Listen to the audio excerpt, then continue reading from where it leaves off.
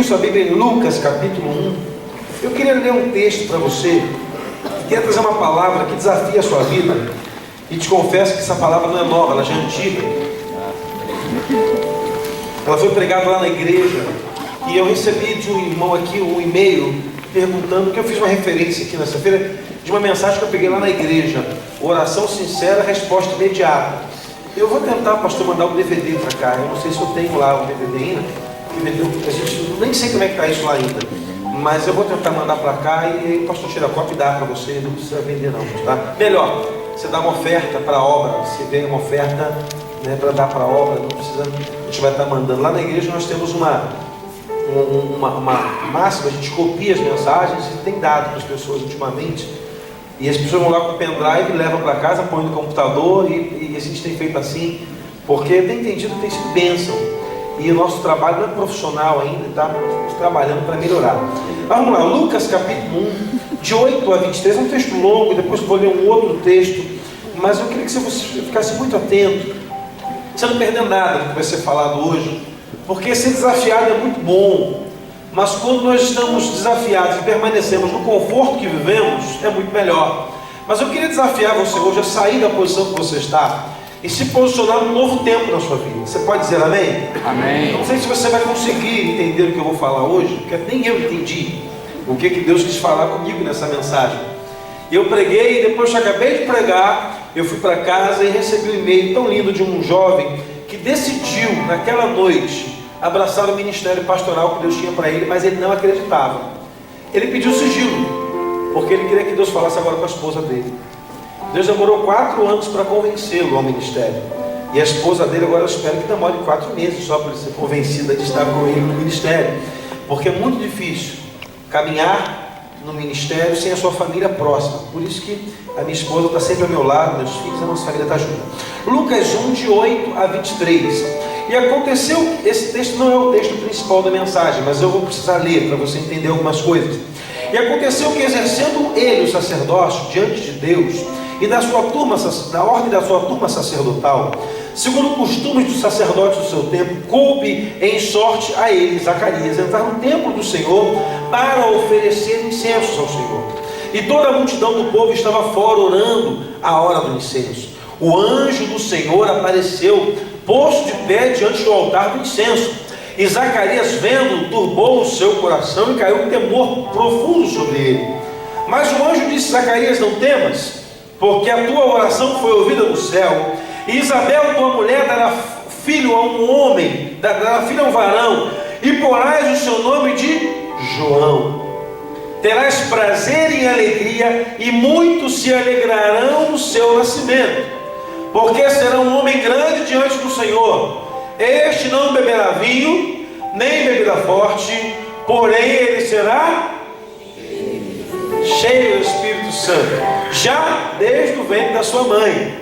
Converterá muitos filhos de Israel ao Senhor Deus, e irá diante dele o Espírito e da virtude do profeta Elias, para converter o coração dos pais aos filhos, e os rebeldes à prudência dos justos, com o fim de preparar o caminho ao Senhor, a um povo bem disposto. Disse então Zacarias ao anjo: como saberei isto? Pois eu já sou velho e minha mulher de idade muito avançada. Ele é velho, mas a mulher dele que já tem idade avançada. Sem vergonha, né? Idade muito avançada. E respondendo o anjo disse: eu sou Gabriel, que assisto diante do trono de Deus. Fui enviado para falar-te e dar-te esta alegre notícia.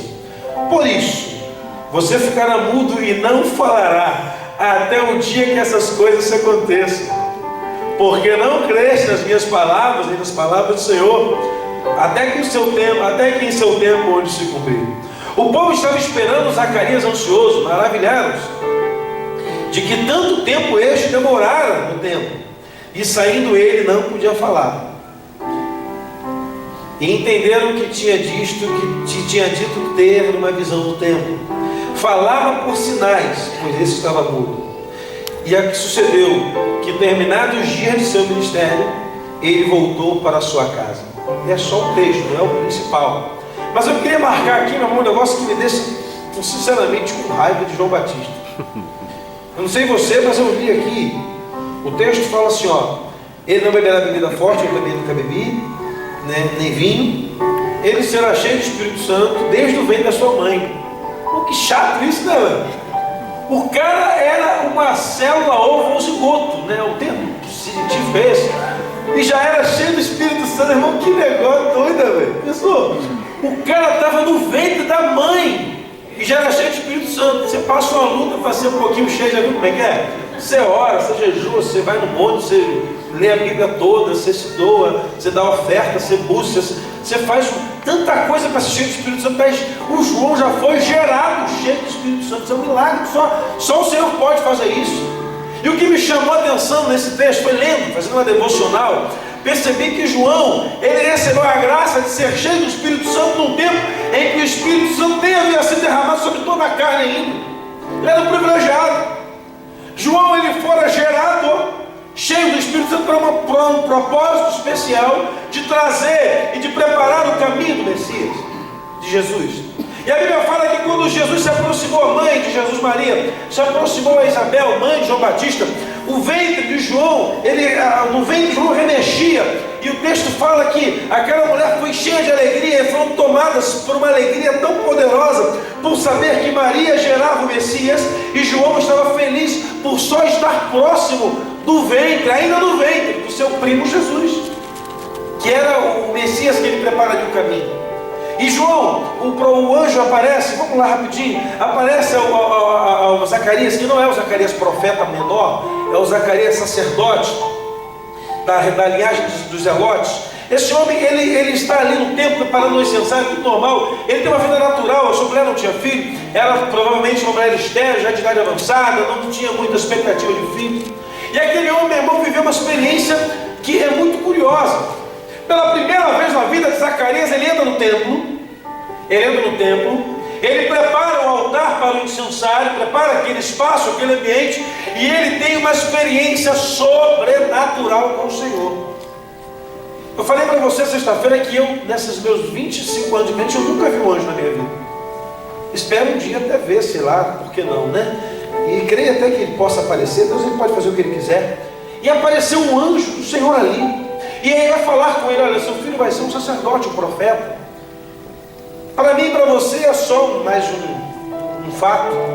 Mas para Zacarias, estudante da palavra, ele se lembra, naquele momento, que já há 416 anos não se levantou uma voz profética declarando em nome do Senhor.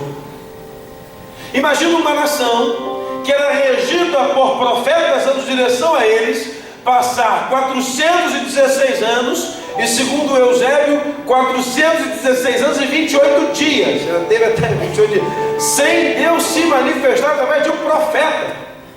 Eu olhava para Zacarias, dar salto de alegria, gritar, pular, dizer glória a Deus, aleluia, Deus visitou seu povo, que bom que eu estou recebendo essa mensagem. Mas sabe o que Zacarias faz? Ele desacredita da palavra que o anjo traz a ele em nome do Senhor. E aí eu aprendi uma coisa com Zacarias, e que é muito normal. É possível, meu irmão, desenvolver um sacerdócio para Deus sem crer no poder de Deus. Você entendeu?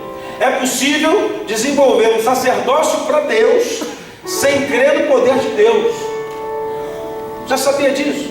Que tem pessoas que vêm à igreja, que oram, que dizimam, que ofertam, que buscam o Senhor, mas ainda não conseguem acreditar no poder de Deus. Meu irmão, deixa uma marca na vida do Zacarias impressionante. Esse homem entrou falando no templo e saiu de lá mudo. Chegou em casa mudo, mas com uma obrigação. Agora a sua esposa tem que ficar grávida, né? Ele tem que trabalhar também, porque só Maria que foi pelo Espírito Santo. Zacarias teve que ir, né? Isabel. Amém? Você está entendendo, né? Não vou explicar, né? Mas você entendeu, né? Ele já de idade avançada, ela também. Ele deve chegar em casa, e como é que ele vai convencer a Isabel a ter relação com ele para ter um filho, sendo ela de idade avançada, estéril, e ele mudo?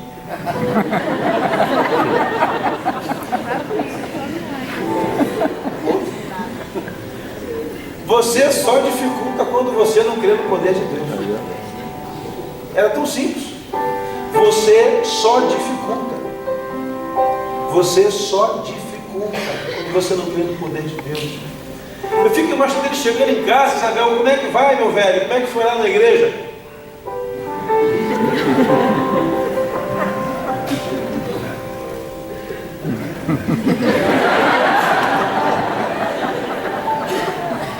Vocês gostam, né? Ele quis dizer que um anjo apareceu e eu.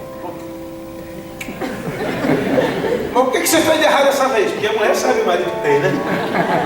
O que você fez, seu sem vergonha dessa vez? O que você fez para você ficar mudo, ó?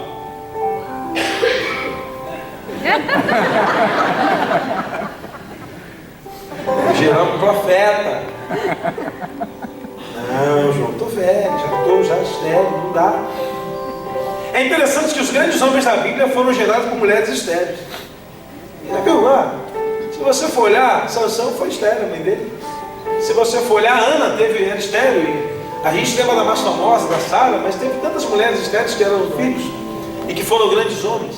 E o que me chama a atenção é que tem uma regra, porque não é só ter um filho. O filho vai ser da linhagem dos piores profetas que havia em Israel. Vai ser da linhagem profética de Elias. Porque havia várias correntes proféticas, mas Elias, ele tinha um sacerdócio profético que denunciava o pecado. Era um grupo de profetas que habitavam no deserto, não andavam com a multidão, caminhavam com uma roupa diferenciada, aprendiam a usar não a pele de carneiro, mas a lã do carneiro com cinto de couro, bebiam mel silvestre, comiam gafanhoto, entregavam a sua vida em abdicação a coisas naturais, para terem uma revelação maior de Deus, para falarem ao povo exatamente aquilo que Deus queria reprimir de pecado. Irmão, Deus chamou o filho de Zacarias, João Batista, para fazer o pior trabalho profético que tinha. É como se João Batista abrisse uma igreja aqui, em Nova Iguaçu, não, perdão, aqui em Curitiba, seria aquela igreja que só tem palavra, só cajadada. Aí o povo não vai no culto, porque quando o pastor dá cajadada, você chega e fica assim, o pastor está meio nervoso. O que o pastor tem? Deve estar com algum problema de saúde. E quando o pastor fala, não, você vai conquistar, vai ser uma bênção, você fala, aleluia, amo meu pastor. Mas quando o pastor vem, joga um sapato em você, você fala, misericórdia, o pastor deve estar com o salário atrasado, né? Está até nervoso desse jeito. João Batista era esse cara, que trazia uma palavra dura, uma palavra pesada, o João Batista com uma palavra pesada, e naquela linhagem não se levantava mais profeta algum, porque a escola profética que ensinava os preceitos, que cria o homem chamado Elias, estava extinta. Quando os persas invadiram quando os babilônicos tomaram Jerusalém, eles mataram todos os profetas das escolas proféticas que existiam. 416 anos e 28 dias sem um profeta se levantar, e agora Deus resolve levantar um profeta que vai ser paulada, cajadada. Deus não quer saber de qual vai ser o profeta, ele pega, eu quero um profeta que vai ser daquela linha que ninguém gosta, que todo mundo tem raiva dele, que só fala duro, que só fala verdade, eu quero desse. E aí, Zacarias agora está na sua casa, mudo, tendo uma ordem do anjo de ter um filho com a sua esposa, e vai voltar ao templo daqui a mais ou menos 8 meses, vai apresentar sacrifício de novo, e ele sabe que o seu filho será um grande homem, cheio do Espírito Santo, gerado no poder do Espírito Santo, e esse menino vai fazer toda a diferença. Mas assim como é possível, meu irmão, desenvolver todo um sacerdócio para Deus, sem crer nele, é possível também ter um Deus, que é o meu e seu, que mesmo nos vendo falhos, pecadores, miseráveis e até incrédulos nele, por sua misericórdia, ele ainda escuta o nosso clamor. Você pode dizer amém por isso? Amém. Então, meu irmão, fica tranquilo. A sua ignorância, Deus não se preocupa com ela, mas seja um pouco mais crente em Deus. Passe a crer mais no Senhor. Se desprenda mais das coisas desse mundo e creia somente na soberania, no poder, na graça e no favor daquele que pode oferecer algo a você. Mas olha uma segunda coisa. O pai do João Batista, Zacarias, não sabia que o seu filho João, que nós o classificamos como o batizador, e virou primo nosso, batista, glória a Deus por isso. Era um grande projeto de Deus para a geração dele. João seria um grande projeto de Deus para a geração dele. Você entendeu? Então repita comigo: João seria um grande projeto de Deus para a geração dele. E aí descobri, meu irmão, na Bíblia, que na Bíblia, na minha igreja, no meu ministério, nessa igreja não, mas nas outras igrejas vizinhas aí fora, eles têm dois grupos de pessoas que são predominantes na igreja. Um grupo que é projeto de Deus e um grupo que faz parte dos projetos de Deus. Pessoas que fazem parte dos projetos. Eu te elenco aqui um número de nome de homens que fizeram parte do projeto. Se eu perguntar a você aqui, alguém aqui lembra de Jefté? Você vai falar assim: puxa vida, pastor, já ouvi falar em Jefté, mas sabe da história dele? Não. Alguém que lembra de Eleazar? Pastor, já ouvi falar em Samar, Taquemone. Fizeram parte de grandes projetos. Mas ser projeto é Sansão. Ser projeto é Abraão. Ser projeto é Noé. Ser projeto é Elias, é João, é Eliseu. E a Bíblia vai nos mostrar milhares e milhares de nomes de homens que fizeram parte do projeto. Mas a Bíblia também vai nos mostrar uma pequena parcela de homens que foram o projeto, que viraram prioridade para Deus na terra, se tornaram projetos, e Deus entendeu de levantar financiadores, abençoadores, pessoas que jejuavam, oravam, ministravam e davam a Ele coisas que um homem natural não daria. Meu irmão, Deus tem buscado hoje pessoas que serão projetos dele. Lá na nossa igreja teve uma pessoa, um empresário, que falou: pastor, depois dessa mensagem, pastor, eu quero ser projeto de Deus. Falei: meu filho, o que você tem para oferecer ao senhor? Nada, pastor, só dinheiro. Falei: amém. Que bom que o senhor tem só dinheiro. Não dá de oferta, meu filho. Mais do que você puder. Fui pregar numa igreja, o pastor me disse: rapaz, aqui na igreja tem dois caras milionários aqui na igreja. Um é sócio da Sadia ou da Perdigão, não sei, e o outro é executivo de uma outra empresa de sorvete, também não sei qual. Os dois brigam para dar maior oferta. Eu falei: briga santa. Maior oferta. Briga santa. Guerra santa. Se um dá 60 mil, o outro dá 65. Todo mês. E essa briga acontece na igreja. Ele está na Barra da Tijuca, lá, né? Agora está na Barra da Tijuca, e contando que pessoas que financiam projetos. E esse homem começou um projeto de pregar para rico. Ele precisava de recursos para fazer um tempo clamoroso, coisas lindas. E ele vai dizer: rapaz, é muito difícil chegar no evangelho a esse nível de pessoa. E Deus foi levantando financiadores, porque ele é um projeto de Deus. Porque fazer parte do projeto, meu irmão, não faz história. Fazer parte do projeto cai no esquecimento. Fazer parte do projeto qualquer um pode. Deus pode trocar qualquer um fazendo parte do projeto, mas aquele que é projeto de Deus, ele não morre até que todas as promessas se cumpram na sua vida. Aquele que é projeto de Deus permanece vivo até o final, em que Deus vai dizer: agora sim já basta, já fez tudo aquilo que precisava fazer. Impressionante. Quem é projeto de Deus, quando morre, o enterro dele vira culto de testemunho.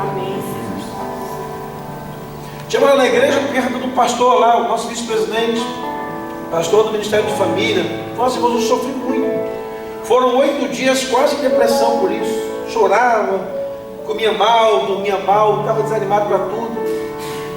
Eu lembro que no enterro dele devia ter umas 500 pessoas lá. Muita gente parou, todo mundo estava lá. A gente viajando em outro estado, voltou, foi no carnaval que ele faleceu. E lá estava lá no sepultamento, eu mais chorava do que falava, tinha um montão de pastores inteiro. Só deixei falar os pastores que trabalharam com ele no período da vida dele. Eu vi ali um projeto de Deus, acabou, Deus terminou, Deus acabou, amém. E no enterro, eu indo para casa, saindo, vieram alguns discípulos da tribo dele, da célula dele, falando: pastor, fica tranquilo. Ele foi, ele era um, que perda. Nós só podemos contar com nós 20 aqui, que vamos fazer muito mais do que aquilo que ele fez, para aquilo que ele nos ensinou. Irmão, todo projeto de Deus deixou frutos que permanecem para sempre. Amém. Todos os projetos de Deus deixam frutos que permanecem para sempre. Permanecem, são frutos evidentes, são frutos claros. E João seria esse homem que frutifica de uma forma sobrenatural. João, ele aprendeu a conviver com o deserto. Nesse mesmo capítulo, versículo 80, fala que o menino crescia em robustez e em espírito, habitava no deserto até que o dia em que haveria a sua manifestação em Israel.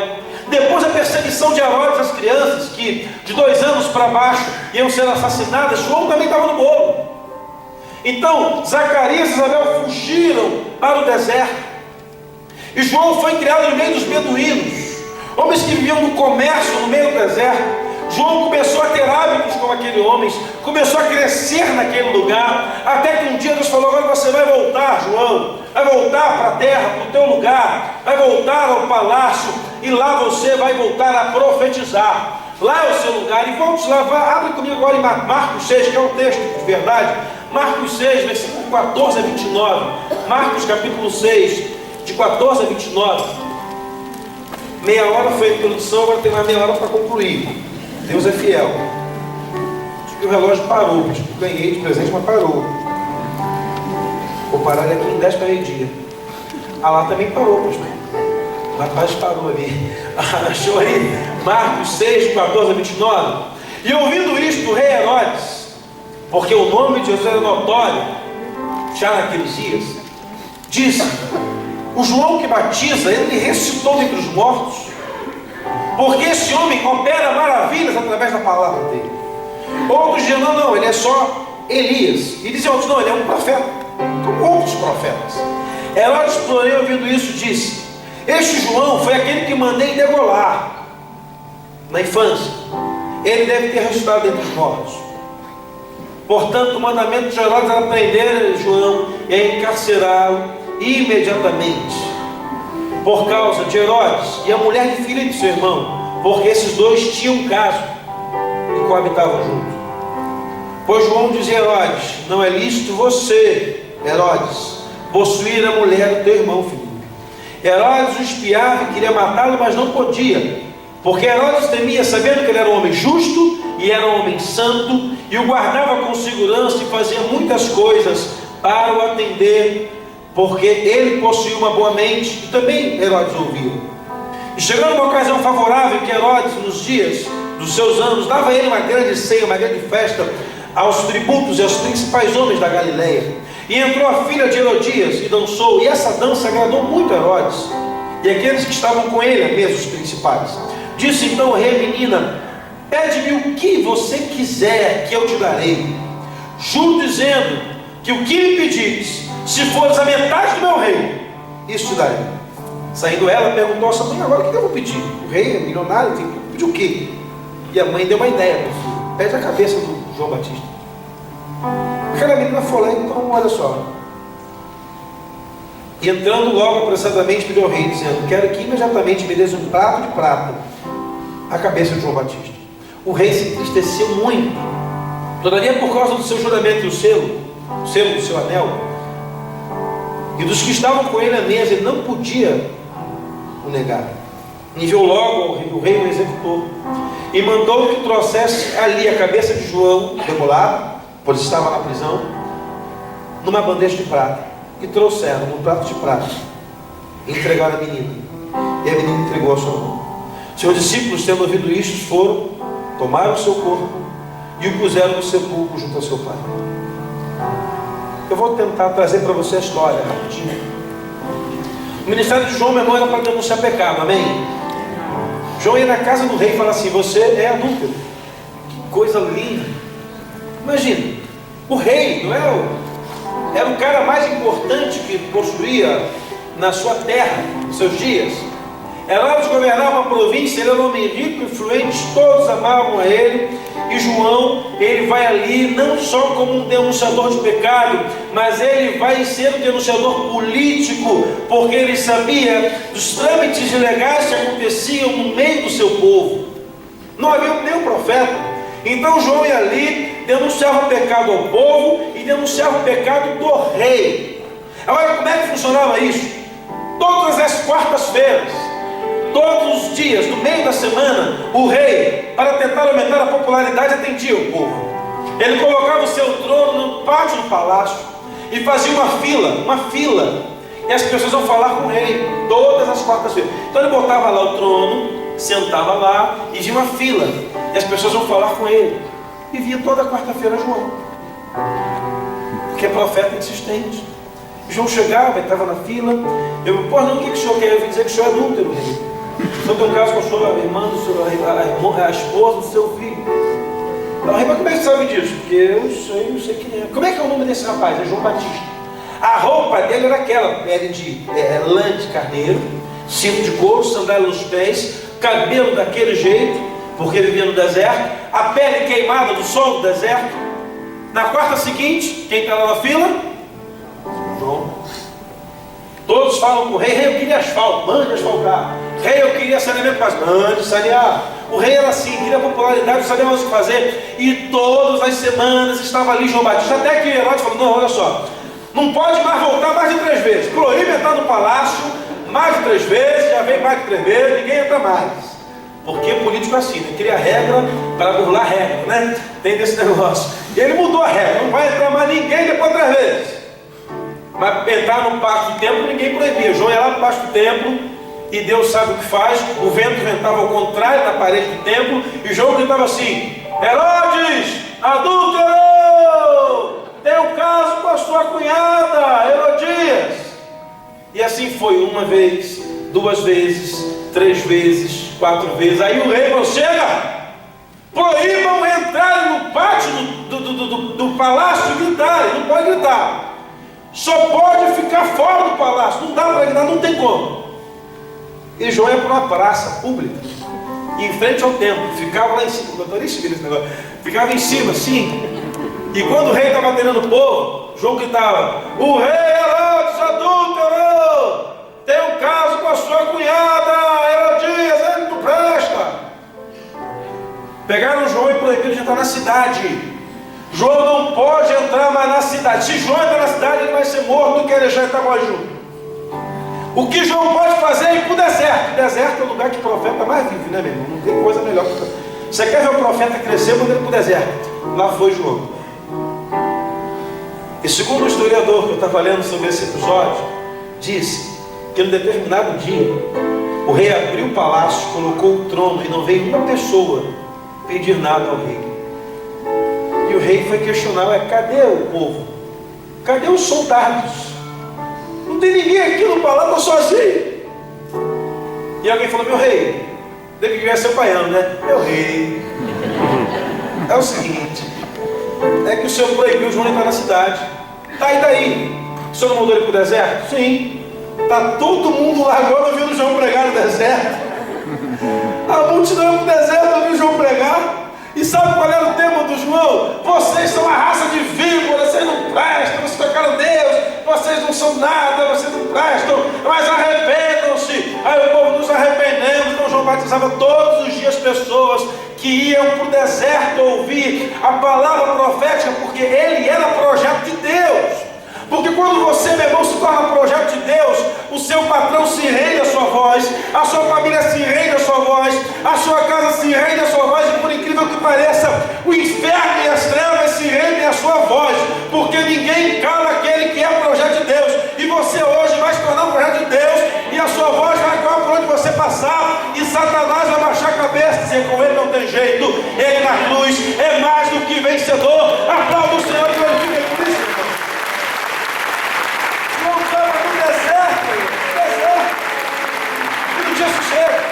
Aí João fazia gabinete no deserto. João, eu quero que o rico, né? João, eu quero fazer um gabinete com você. Vamos para o meu gabinete. Junta um montinho de areia e senta nele. E João já está com um montinho de areia aqui. Fala, meu filho, qual é o seu problema? Os soldados se aconselhavam com João. Os ricos se aconselhavam com João. E por incrível que pareça, João só está nessa história porque o seu pai, mesmo não acreditando, fez-se cumprir um chamado e um propósito. O pai dele acreditava, mas está lá João, profetizando, ensinando e batizando, batizando, batizando. A janela do palácio não era mais o lugar que ele queria. O ambiente do palácio não era mais o lugar que ele frequentava, mas a multidão ia atrás dele. Esse é o segredo do projeto de Deus. Irmãos, pessoas que andam com você não porque você é bem sucedido, é mal sucedido, é inteligente, não é inteligente, mas quando as pessoas passarem a andar com você, porque você tem uma palavra de conforto, consolo e abençoador a elas, você vai ser o endereço mais procurado da grande Curitiba, em nome de Jesus. Amém. Quando você se torna um projeto de Deus e aceita ser um projeto de Deus, você vai ser perseguido, você vai ser caluniado, vão estar contra você o tempo inteiro, vão querer calar a sua voz, mas mesmo no deserto, Deus prepara um caminho reto. No deserto, Deus prepara mananciais. No deserto, foram os lugares em que Deus mais manifestou o seu poder a Israel. Foi no deserto. Foram 40 anos, sem parar um dia, chovendo pão. O povo pecava, Deus não parava de derramar o pão sobre aquele povo, porque aquilo que Deus promete, Ele cumpre. O grande desafio da minha e da sua vida não é o que Deus parou de fazer ou vai parar de fazer, é o que eu valorizo diante daquilo que Deus tem feito em minha vida. Olha para a tua vida, meu irmão. Volte 10 anos, pega a fita e volta 10 anos e veja quem você era antes de Jesus. Veja onde você estava antes do projeto de Deus, Messias. Veja o que você possuía, o que você tinha, como você estava. Talvez você não estivesse nem sentado aqui nessa linda cadeira, nesse templo maravilhoso, mas a intervenção da cruz entrou na sua vida. Você pode dizer amém? Amém. E quando a intervenção da cruz entra na nossa vida, muda tudo. João, ele era aquele homem, meu irmão, que a multidão queria estar com ele, só porque ele tinha algo diferente, ele era cheio do Espírito Santo. Ninguém mais possuía aquilo em todo o planeta. Ele era o único. Assim como houve o Sansão, que também foi o único. Assim como também houve o Saul, que foi o único. A Bíblia diz que o Espírito de Deus veio sobre Saul quando ele foi ungido rei de Israel. Aquele homem, meu irmão, ele fazia um ministério fantástico para Israel. Até que um dia ele descobriu que era possível ele fazer coisas para Deus, mesmo sem depender de Deus. No dia seguinte a isso, Deus falou: não quero mais saber de Saul. A Bíblia fala em poucas das vezes a palavra rejeição, mas Deus rejeitou as ações de Saul e declarou a Samuel: vai lá e unge outro para rei no lugar dele. Samuel levanta com medo, pega o chifre do carneiro, o chofar da unção, vai até a casa de Davi, de Jessé, o belemita, e ao chegar ali, aquele homem chama Jessé e fala: Jessé, eu vim aqui na paz, eu quero ungir o rei de Israel. Jessé não acreditou naquilo. Como é que pode? Não temos o rei, não, mas Deus falou que é outro. E eu fico pensando: Jessé traz o primeiro filho, não é ele. Eu fico pensando assim, que Samuel deve ter feito o que eu faço. Assim, eu de vez em quando eu faço isso. Os outros pastores aqui não, mas eu faço. Não é de Deus, não é possível, isso é coisa da minha cabeça, não é de Deus, não é possível. Tá vendo, o cara está aqui, esse cara é bonito, ele é exemplar, tem jeito de profeta, não era não, mãe. E Deus fala: manda vir outro, não é isso não. Na primeira vez, Samuel não sabe identificar quem era o rei, mas da segunda vez, a gente já estava experiente, né? Ele foi vindo um e outro. Aí o Samar chegou e falou assim: ó, guerreiro de guerra, entendeu? Não é você. Passa. Tem o próximo? Passa. Passou todo mundo. Bom, então agora acabaram os filhos. A Jessé falou: acabou não, tem um menino. Eu acho muito pouco provável, mas se o senhor quiser, a gente manda trazê-lo. Olha como é que Deus começa a honrar Davi, presta atenção. Até diz que Samuel deu uma ordem a Jessé. Jessé mandou trazer um filho, e Samuel falou assim: ninguém senta à mesa até que ele volte, até que ele chegue. Ninguém senta à mesa até que ele chegue. Davi vivia no pasto, misturado com fezes de ovelha, carrapato de ovelha, tirando ovelha da boca do leão e do urso, num tempo em que ninguém observava isso. Jessé era rico, irmãos. Jessé tinha muito rebanho. Jessé não estava preocupado em perder mais uma, mais duas ovelhas, não tinha problema. Mas Davi, nele, havia uma santa obstinação de cuidar dos propósitos que o pai entregou na mão dele.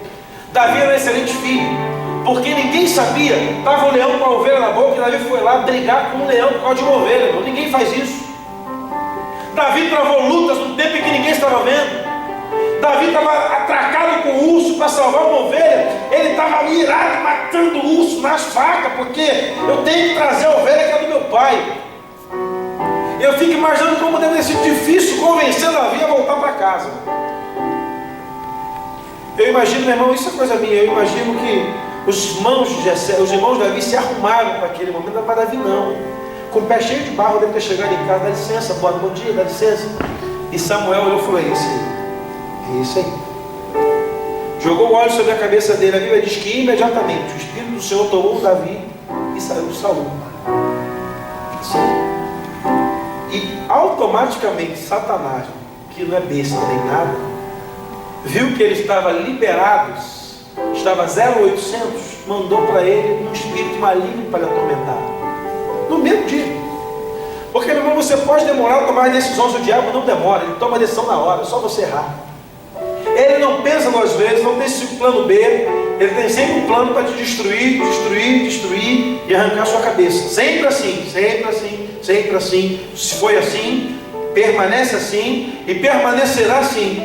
E Davi, a partir ele tem sobre ele o Espírito de Deus. Davi peca. Davi comete um erro tremendo. E por que Deus não rejeitou a Davi? Porque Davi fez o diferente de Saul. Ele aceitou a repreensão. Porque homem e mulher cheio do Espírito Santo sabe o valor de ser repreendido, de ser doutrinado, de ser disciplinado, de ser cobrado, de ser mentoreado, de ser chamado a atenção. Natan chega na casa do rei e fala, rei, tem uma história para te contar. Você conhece, mas eu preciso te contar para terminar com João Batista. Eu dou volta, mas eu volto, fica tranquilo. E aí o Jair falou, senta aí, profeta, Natan. Quase não vem profeta mais aqui, eu não sei o que está acontecendo. E o Natan fala, porque você deve ser o único que tem o Espírito de Deus. Mas tudo bem, Deus mandou falar contigo, senta aí. Tem um homem que tem uma ovelha só, pobre. Aquela casa é uma casa linda, a família vive bem, uma ovelhinha, come na mesa, bebe no copo, dorme na cama com os filhos. E o rico milionário tem milhares de ovelhas. Esse milionário recebe alguém importante na sua casa e manda matar uma ovelha, e ele decide mandar matar a ovelha da família pobre, miserável, sofredora. E faz uma comida com aquela ovelha. E Davi se levanta e fala, eu mato esse miserável que fez isso. E Natan, na linguagem de amanhã, né? Na linguagem de amanhã, não na de hoje, fala assim, isso é você, pilantra, que fez isso. Seu safado, sem vergonha, ordinário, miserável. Mas deixa eu sair daqui quando eu posso ser morto pelo rei, porque falar isso para o rei não é fácil. E quando Natan sai, Davi, meu irmão, que tinha tudo para ser extremamente perfeito o seu ministério,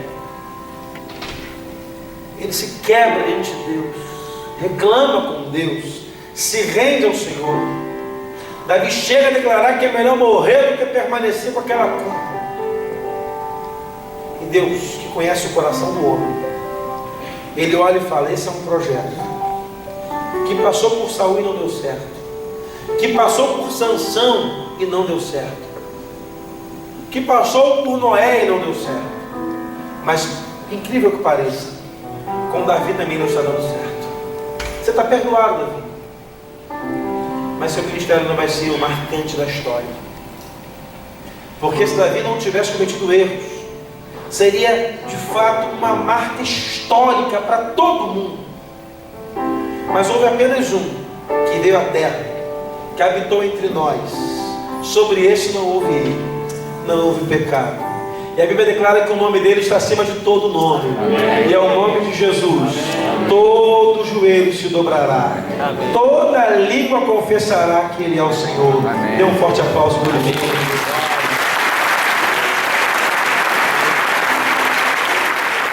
Por que eu estou falando isso? Porque homens são projetos de Deus, amém? Mas nunca serão maiores do que o projeto de Deus. Você pode ter 1 milhão de projetos para a sua vida, eu quero crer que isso é muito bom, mas eu tenho plena convicção de que Deus separou um projeto maior para você, e o seu projeto nunca vai superar o projeto que Deus tem para você. Deus nunca vai superar o projeto, nunca será superado em projetos. Você pode ter a melhor ideia da sua vida, mas quando Deus olha para você, Ele tem uma ideia maior. Você pode ter desejo na sua vida, mas quando Deus olha para você, Ele com você tem um desejo maior. Você pode ter vontade na sua vida, mas quando Deus olha para você, Ele tem vontades maiores. Porque Deus nunca vai perder para você. Você pode ter o melhor projeto do mundo, mas se Deus decidir dar um projeto novo a você, fique tranquilo, será melhor, será mais fácil. Menino está no meio de uma multidão, não há comida para ninguém, não há nada para se comer, uma fome tremenda. Jesus fala, tem alguma coisa para comer. Aí me veio um discípulo falando, chamado André. Filipe fala, Senhor, tem aqui um menino com 5 pães e 2 peixes, mas o que é isso para toda uma multidão? Somos assim. Nós temos uma resposta para Deus, para dizer que não vai dar certo. É a mesma coisa que fez Zacarias, não vai dar certo. 5 pães e 2 peixes. Jesus fala, tudo bem, senta todo mundo aí na relva, todo mundo sentado, senta todo mundo. Eu imagino aqueles discípulos, no temperamento de cada um, se você estudar você vai entender isso. Eu fico imaginando Jesus dividindo o pão e entregando na mão de Levi, Mateus, o cara da matemática, fazia contas. Ele deve ter pensado assim, se eu dividir metade de um pão para 5 mil pessoas, na verdade 5 mil homens com mulheres, que são quase 20 mil, se eu pegar metade de um pão e dividir em partículas milimétricas, microscópicas, talvez eu consiga alimentar alguém. Ele vivia da matemática. Agora, quem gosta de matemática faz sempre cálculo. Achou se eu der uma oferta desse tamanho, não dá, vai descapitalizar. Aí você fala assim, mas a oferta é pela fé, meu filho. Não, mas mesmo pela fé vai descapitalizar até a minha fé. É melhor eu não dar. Imagina o pão chegando na mão de Tomé, incrédulo. Eu duvido que esse pão vai dar certo. Vão bater na gente, vão matar a gente, vai dar confusão. Imagina o pão na mão de Judas. Vou comer esse pão.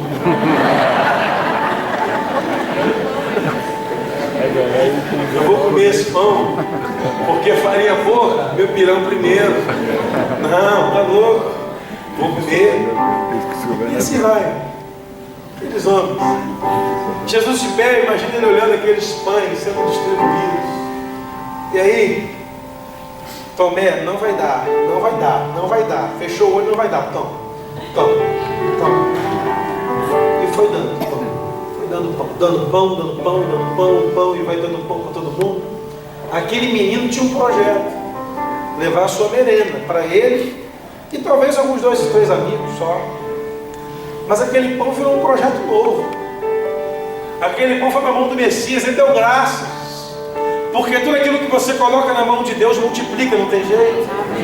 Ele entregou o pão na mão de Jesus e falou, tudo bem, tá aí, eu não posso fazer nada, eu prefiro colaborar com o mestre, eu vou entrar para a história, eu vou ficar amigo, vou bater uma foto com Jesus, vou botar no Face. Porque chegou pertinho. E o pão foi distribuído para a multidão. E a história fala que sobrou ainda. Eu não consigo entender isso, como é que sobra. E eu não consigo saber de onde vem o cesto, mas aparece 12 cestos. Eu não entendo nada. Eu queria entender essas coisas. E o texto me diz que o cesto sobrou. De direito, o pão é de quem, irmão? Do menino, ele que deu o pão é dele de direito. Não tem como dar para outro.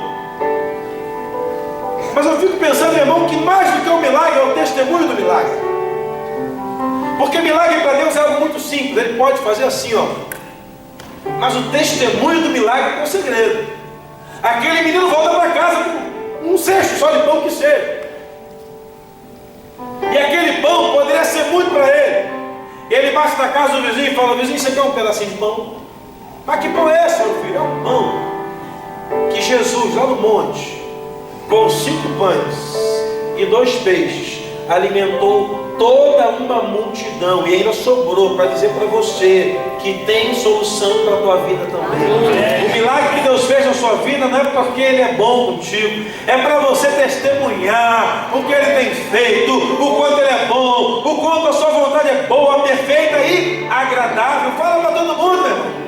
Sai daqui hoje, vai para a internet, posta no Face, Deus é bom, Ele é fiel, Ele é agradável, Ele é poderoso, e se mudou a minha vida, vai mudar a sua também. Tem alguém na sua família precisando ouvir isso hoje? Liga para Ele, conta para Ele, não guarda os milagres com você, porque milagre guardado não tem fundamento histórico, mas milagre pronunciado exalta e glorifica o nome do Senhor, meu irmão. Então nessa noite, exalta o nome dele.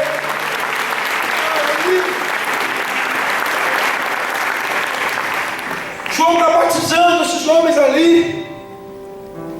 João é uma ameaça para a sociedade. João é o único que fala em nome de Deus.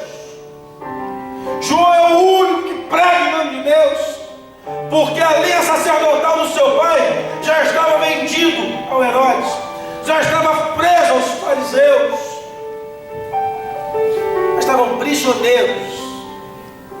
Não havia mais possibilidade de Zacarias fazer algo que não fosse apenas ritual e religioso.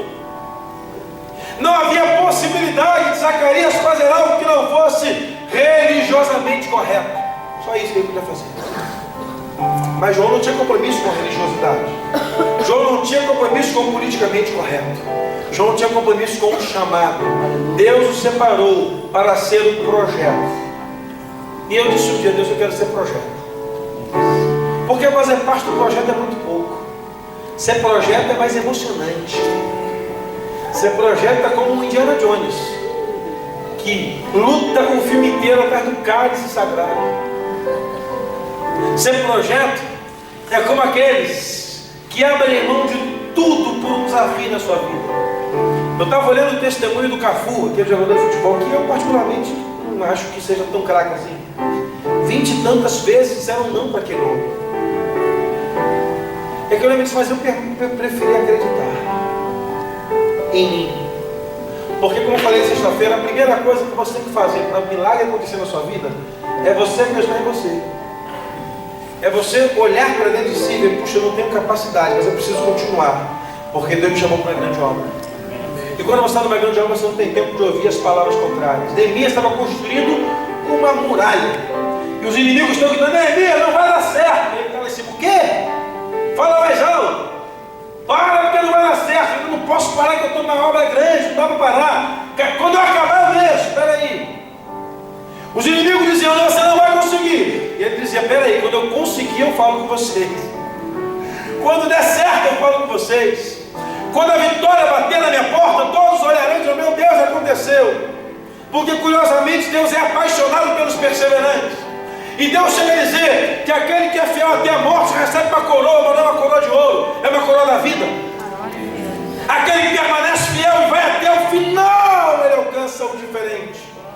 Porque todos fazem tudo igual nesse Brasil, todos fazem tudo da mesma maneira. Há uma falta de criatividade tremenda, mas uma coisa é fato, uma coisa é precedente da parte de Deus.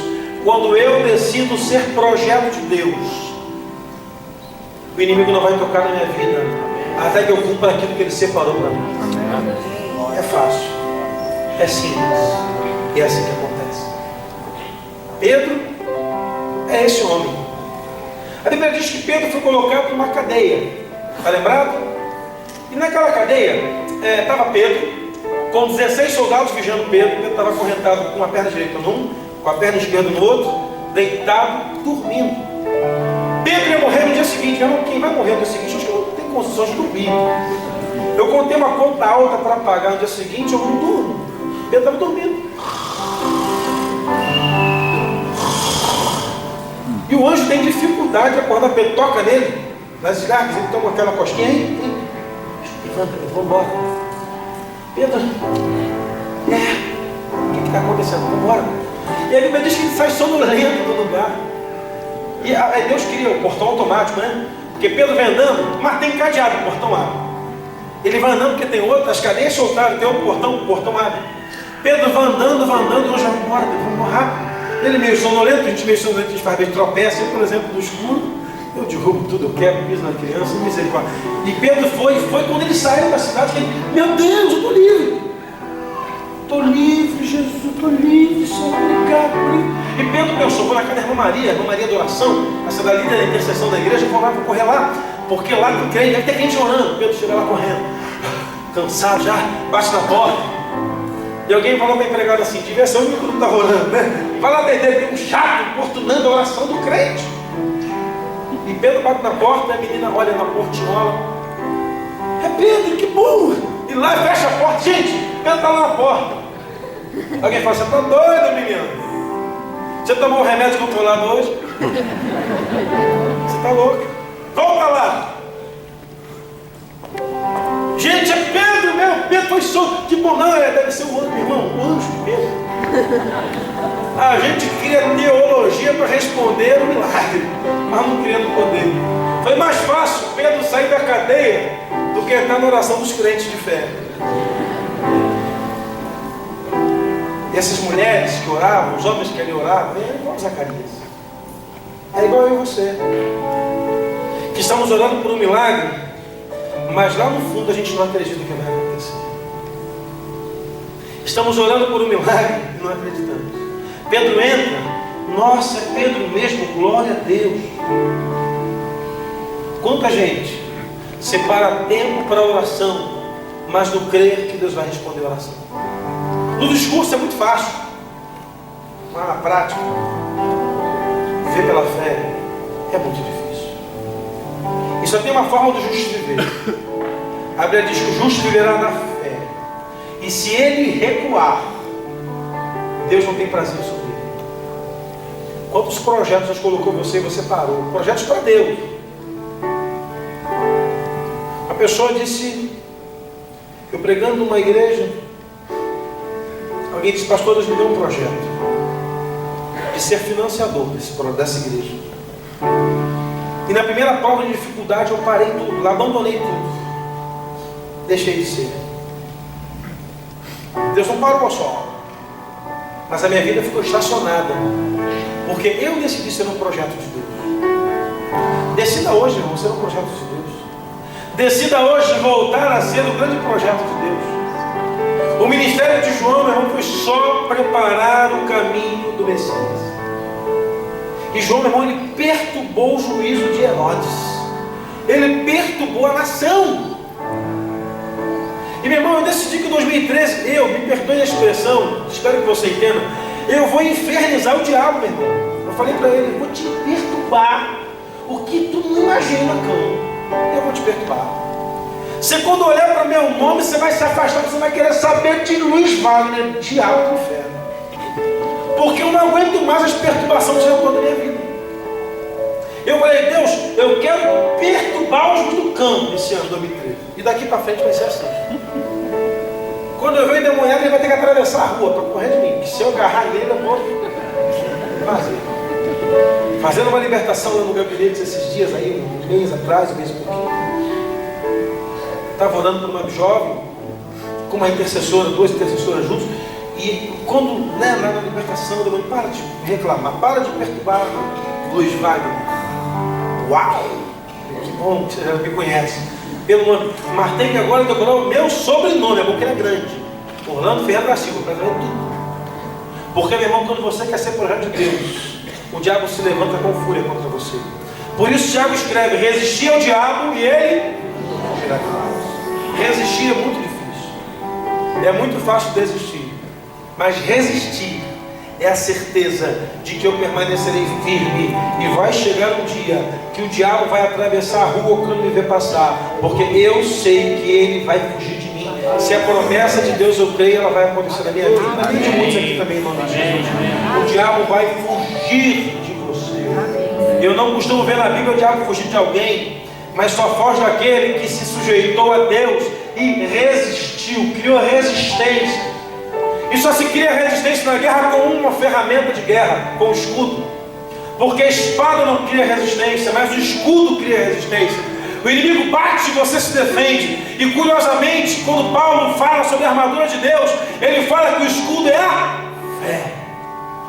Está entendendo como é que funciona?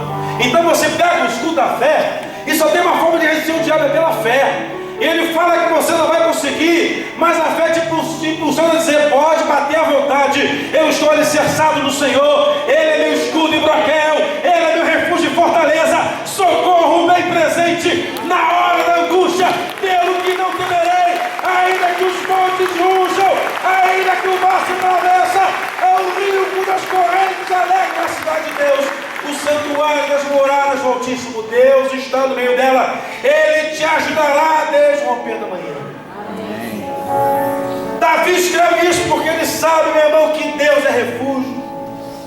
Ele ainda fala que aquele que habita nos esconderijos do Altíssimo, a sombra do Onipotente descansará. Ele é meu refúgio. É fé, meu irmão. É pela fé. Não tem outro jeito. É só na fé. Quando eu estou mal, eu coloco o pastor Dedé Valadão, é meu amigo Dedé. Ele não me conhece, mas eu conheço ele muito bem. Por isso eu chamo de Dedé. Eu boto Dedé para tocar. Pela fé posso clamar. E começa a clamar. Pela fé posso. Ele começa a enxergar. É pela fé. Você vai vencer uma batalha hoje aqui, acabou, venceu hoje, amanhã tem outra. E você vai tendo resistência. O problema é que a gente quer aposentar. Não, pastor, cansei. O quê? São 30 anos no crente, 30 anos brigando com o capeta, já não aguento mais. Pastor, tá luta tremendo, não vai ter jeito. Você tem que pedir para morrer. Porque ele vai te perturbar. Mas ele vai fugir de você também. Quando você disser, eu vou perturbá-lo. Quando o inferno vê a minha foto, vai até mandar tirar do quadro de anúncio. Porque eu sou aquele que vive da fé. E curiosamente o diabo não tem medo de cara feia, tá? Ele vai fazer cara feia. Não adianta, ele tem feio, tem espelho no inferno. Ele sabe o que é feio, se fazer cara feia. Ele permanece saindo de você quando você está na fé. João, terminando, tem a sua cabeça colocada num prato, na bandeja de prata. Segundo um teólogo, os olhos de João permaneceram abertos. E aquele prato foi colocado nas mãos de Herodes. Herodes não ouvia mais a voz de João. Mas quando ele olhava nos olhos de João, sabe o que vinha na cabeça dele? A voz de João. Adúltero, você tem um caso com a sua cunhada. Adúltero, você tem um caso com a sua cunhada. Adúltero, você tem um caso com a sua cunhada. Teve uma pessoa que fez uma besteira lá na igreja e me procurou. Pastor, fiz uma besteira. Pastor, ora por mim, me ajuda, pastor. E quando eu acabei de fazer a besteira, veio a sua voz na minha cabeça, dizendo, meu filho, você não devia estar aí. Pastor, na hora eu comecei a chorar desesperadoramente, porque só vinha a sua voz na minha cabeça, como se fosse a voz de Deus. Falei, que bom, que antigamente era a voz do Cid Moreira, né? Agora pelo menos é minha, né? É a voz de Deus sobre a sua cabeça. Fizemos uma aliança de nunca mais cometer aquele mesmo pecado que ele decidiu cometer. Nunca mais. E toda vez que eu encontro o sujeito, está ouvindo muito a minha voz aí? Não, pastor, só no culto, graças a Deus. Está joia, continua firme, inabalável. Me deu esse relógio aqui de presente chique demais, irmãos. Mas eu já dei de oferta para a igreja porque eu não gosto de relógio. Ele está lá, já dei de oferta para a igreja, não gosto. Todas as vezes que ele veio, estava ouvindo muito, não, só no culto, graças a Deus. Porque ele entendeu que ele também é projeto de Deus. Ele é projeto de Deus. O que aquele rapaz passou, meu irmão, eu acredito que ninguém consegue passar sem dar um tiro na cabeça. O que aquele rapaz passou, só o sangue de Jesus, quem não é crente não suporta. Quando ele chegou no gabinete e me contou a história toda, eu chorei e falei, meu Deus, se você é crente, você vai dar um testemunho fantástico. A sua história vai marcar jovens, adultos, idosos, pessoas, porque o que você viveu, meu irmão, eu nunca imaginei. Pensava que só em filme de Hollywood. Mas ele é um projeto, eu não sabia. Aqui tem projetos que Deus estabeleceu e não sabem. À sua volta tem pessoas que são projetos de Deus e você não sabe. Mas se for preciso perder a cabeça para se cumprir o projeto de Deus, não tem problema. Porque o tema dessa palavra é quanto vale a sua cabeça. Quando a gente vê esses filmes em que pagam recompensa pela cabeça de bandido, é uma fortuna. Mas nunca vi um país ser trocado, a metade de uma nação inteira, pela cabeça de um homem. Eu nunca vi ser trocado a metade de uma nação inteira por a cabeça de um morto. Nenhum filme escreveu isso. Nenhum ator de cinema protagonizou isso, que eu saiba. Mas a Bíblia me mostra que um profeta que passou a vida inteira no deserto, nunca comeu na mesa do rei, tomava mel silvestre, comia gafanhoto, dormia ao relento, andava com aquela roupa pesada, nunca teve envolvimento com mulher virgem. Aquele homem estava ali. E Herodias e a filha de Herodias estão dizendo, metade da nação vale menos que a cabeça de João. Porque quando você é projeto, pode ninguém te dar valor, mas o Pai Celeste olha para você e sabe o preço que você está pagando. Não entre ser valorizado na Bolsa de Valores de Londres e ser valorizado pelo Senhor, eu fico no Senhor. entre ser valorizado na bolsa de valores de qualquer lugar do planeta ou ser valorizado por Deus, eu fico com a valorização do céu. Porque o valor que Deus dá a você e a mim é incomparável, é insustentável e não tem dinheiro que pague. Quando Jó está sentado na sua casa, Satanás observando ele, Deus com orgulho fala: está vendo Jó? Ele é fiel, é reto, é justo, se desvia do mal. Enoque, esse anda com Deus. Quando Deus olha para você, Ele sabe o valor que você tem. E todo o valor que o mundo oferece para você não presta. Sabe por quê? Porque o único valor que te dá a vida eterna foi o que Deus ofereceu por você na cruz do Calvário. Se coloca de pé para a gente orar ao Senhor. Pela cruz do Calvário. Somente pela cruz. Somente pela cruz, mais nada. Já valeria todo o sacrifício para permanecer como um projeto de Deus. Eu queria orar contigo nessa noite. Tem que você fechar seus olhos. E quero te fazer um desafio nessa noite. Porque a gente às vezes ouve desafios e anota no papel, mas guarda, esquece. Mas se não entrar na sua alma, não vale a pena. Qual o projeto que você parou, que Deus colocou na sua vida? Quando você para o projeto, é porque você só fazia parte dele. Mas quando você permanece aqui, você é projeto de Deus. Então agora, em nome de Jesus, traz a memória que te dá esperança. E sem constrangimento algum, eu queria que você se movimentasse, viesse ao altar do Senhor. Restaurar uma aliança e dizer: Deus, eu quero voltar a ser um grande projeto. Eu quero ser um grande projeto. Eu quero me tornar, Senhor, um projeto discutivelmente do Senhor nessa terra.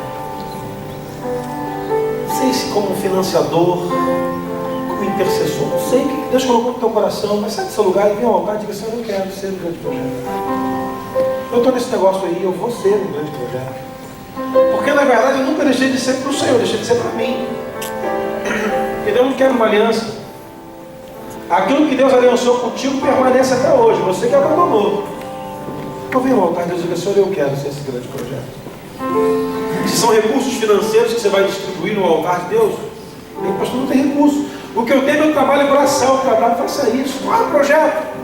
Pregar na estação do trem, entregar folheto no ônibus, ser intercessor do seu chefe na sua empresa, distribuir comida aos necessitados.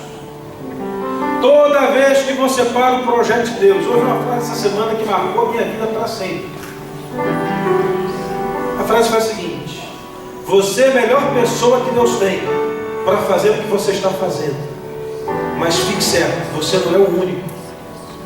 Você é a melhor pessoa que Deus tem para fazer o que você está fazendo.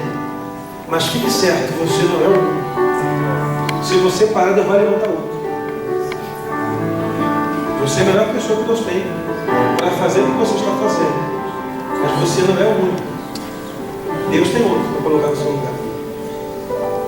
Deus tem outro.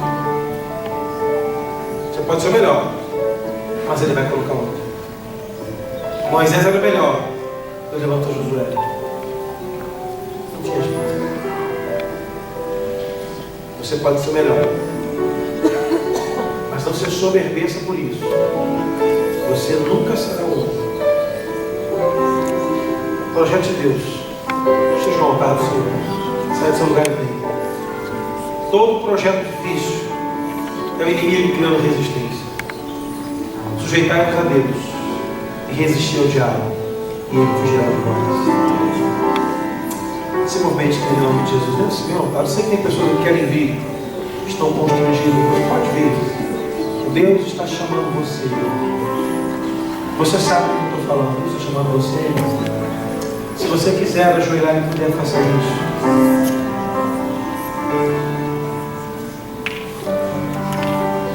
Sai do seu lugar. Se você puder ajoelhar, ajoelhe. Pode se movimentar nessa noite, nessa manhã, em nome de Jesus. Depois procure seus pastores e diga: olha, eu estou aí. Conta comigo. Projetos serão criados novos a partir dessa manhã, em nome de Jesus. Projetos novos serão criados a partir de hoje, no nome de Jesus. Se movimente, pode vir, Deus está falando contigo. Deus está falando contigo. Em nome de Jesus.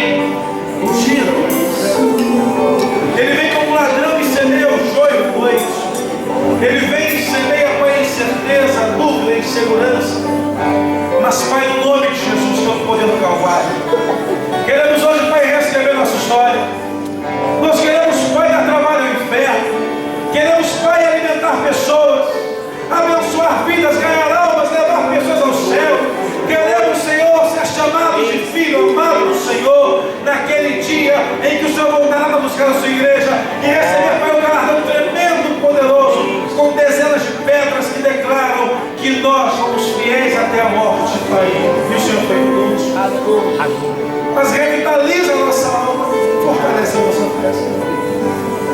O Senhor preparou uma história para a minha vida, para as nossas vidas. Não estamos no teu altar à toa, Senhor. Estamos dizendo que amamos ao Senhor acima de tudo, acima de todas as coisas, porque a tua palavra declara que é porque dele, por ele e para ele são todas as coisas. Glória, pois, a ele é eterna. Aleluia. Por isso estamos aqui, Senhor. Nós queremos te dizer, Pai, que nós chamamos.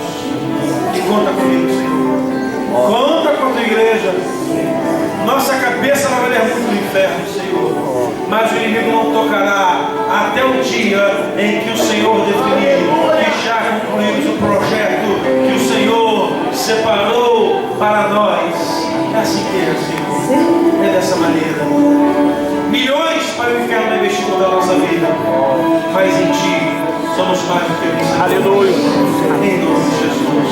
Se coloque de pé aqui, abraça 5 pessoas e diga para você também, querido, essa palavra serve. Imaginar tudo aquilo do Senhor, tudo aquilo que eu sonhei para Ti. Essa música do Senhor.